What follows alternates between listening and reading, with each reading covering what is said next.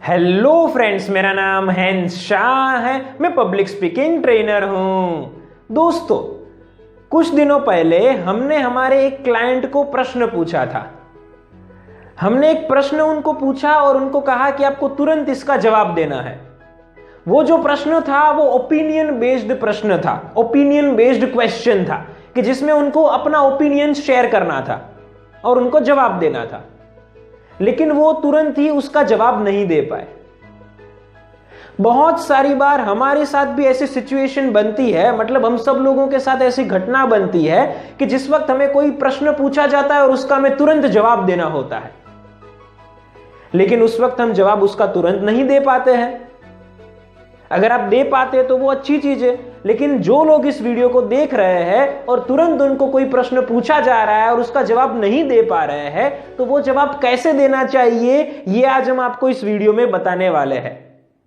आज के इस वीडियो के अंदर हमारा विषय है कि किसी भी प्रश्न का तुरंत जवाब कैसे दे, किसी भी प्रश्न का तुरंत जवाब कैसे दे। आज के इस वीडियो के अंदर हम आपको 3 टिप्स देने वाले हैं कि उन तीनों टिप्स की मदद से आप किसी भी प्रश्न का तुरंत जवाब दे सकते हैं। तो ये तीनों टिप्स को ध्यान से सुनिएगा, क्योंकि ये प्रैक्टिकल टिप्स है, हमारे एक्सपीरियंस के ऊपर से हम आपको बता रहे हैं, तो उनको समझिएगा और अपनी लाइफ के अंदर भी फॉलो कीजिएगा।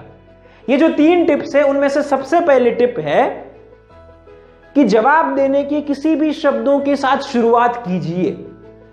किसी भी प्रश्न का कोई भी शब्दों के साथ जवाब देने की शुरुआत कीजिए। जब भी आपको कोई प्रश्न पूछा जाता है तो नो डाउट कि उसके बारे में जो है वो हमें सोचने की जरूरत पड़ सकती है कि इसका जवाब हमें क्या देना चाहिए। कुछ लोग ऐसे होते हैं कि जो तुरंत जवाब दे पाते हैं, लेकिन कुछ लोग वैसे होते हैं कि उनके पास तुरंत उसका जवाब देने के लिए कोई शब्द नहीं होते हैं। तो अगर आपके पास कोई शब्द नहीं है तो आपको क्या करना चाहिए, ये हम आपको बताते हैं। आपको जो है वो सोचने के लिए समय चाहिए होता है। आपको सोचने के लिए समय चाहिए तो आप बोलते बोलते भी सोच सकते हैं। नो डाउट ये मल्टीटास्किंग है, लेकिन कभी कभार हमें इसको करने की जरूरत पड़ती है। तो हमें क्या करना है, हमें जो है वो कुछ भी शब्दों को जो है वो बोलना है, कोई भी शब्दों को जो है वो बोलना है और एटलीस्ट हमारे जवाब देने की शुरुआत करनी है। पहले तो इससे फायदा क्या होगा, हम कोई भी शब्दों को बोलेंगे और जवाब देने की शुरुआत करेंगे, इससे हमें बेनिफिट ये होगा कि एटलीस्ट हम जो है वो बोलने की शुरुआत कर पाएंगे। जैसे हम बोलने की शुरुआत करेंगे तो उसके बाद आगे क्या बोलना चाहिए वो सोचने के लिए भी कुछ शब्द हमारे माइंड में आ सकते हैं। जब हम कुछ बोलने की शुरुआत करेंगे तो ऑपोजिट पर्सन को, मतलब कि जिस व्यक्ति ने हमें क्वेश्चन पूछा है, उनको भी ऐसा लगेगा कि एटलीस्ट हम तुरंत जवाब दे रहे हैं। ऐसा नहीं है कि हमारे पास जवाब नहीं है, ऐसा वो सामने वाली व्यक्ति फील करेगी। तो इसलिए पहले तो जो है वो जवाब देने की शुरुआत कीजिए।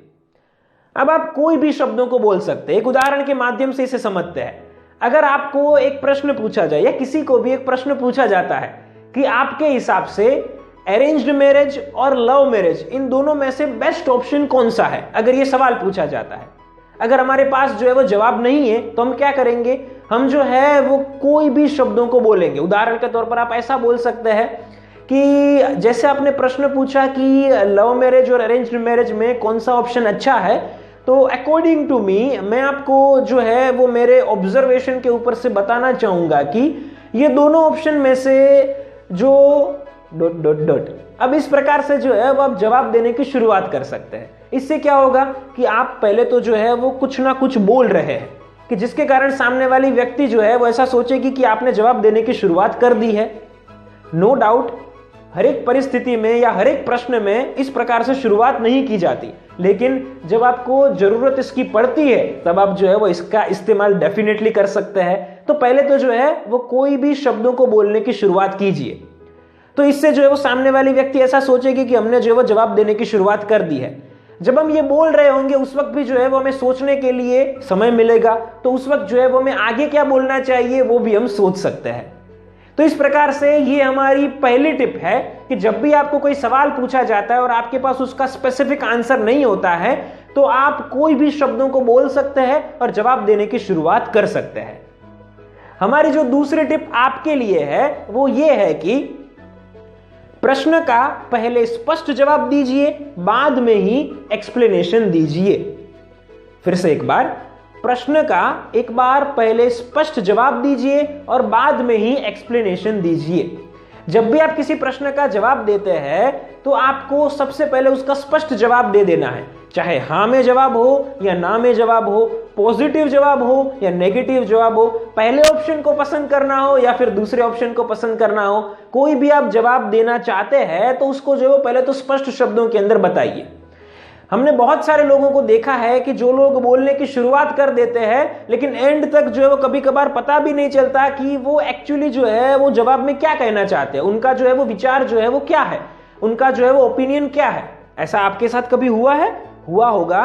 अपने आप को जो है वो सेल्फ एनालिसिस करके जो है वो भी देखिएगा और सामने वाली व्यक्ति को भी जो है वो सुनिएगा और पता कीजिएगा कि ये व्यक्ति जो है वो कैसा बोल रही है।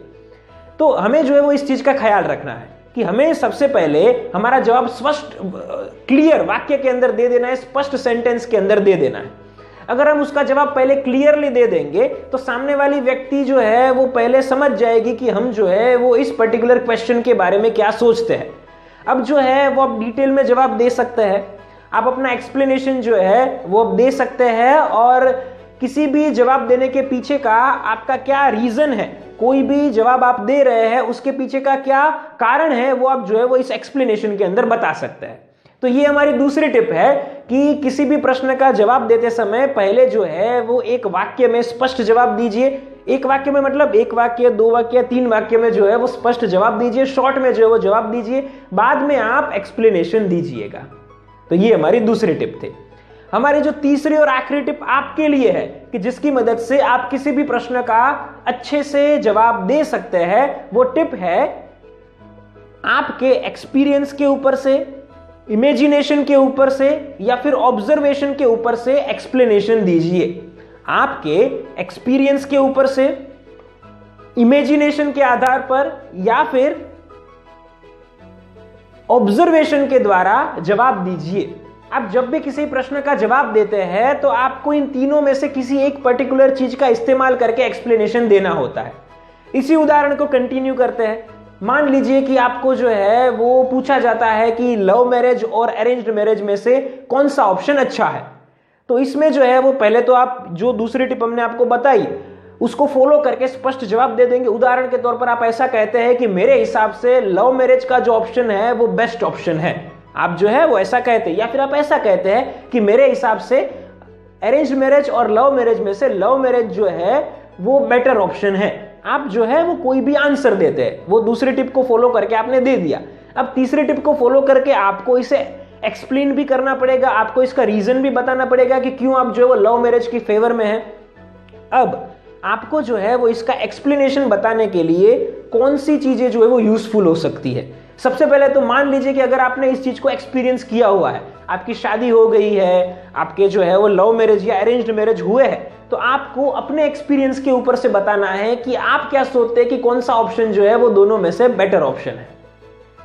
मान लीजिए कि आपकी शादी जो है वो नहीं हुई है, तो आप क्या कर सकते हैं, आप जो है वो ऑब्जर्वेशन के द्वारा अपने ओपिनियन को शेयर कर सकते हैं। हमारी रूटीन लाइफ के अंदर जो है वो हम बहुत सारे लोगों की शादियों को देखते हैं, बहुत सारे लोगों की रिलेशनशिप के बारे में सुनते हैं।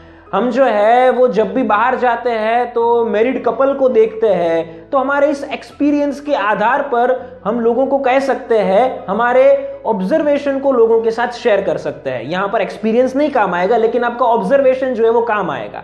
तो आप अपने ऑब्जर्वेशन के द्वारा जो है वो लोगों को अपना ओपिनियन दे सकते हैं कि आप क्या सोचते हैं, लव मैरिज अच्छा ऑप्शन है या फिर अरेंज्ड मैरिज अच्छा ऑप्शन है।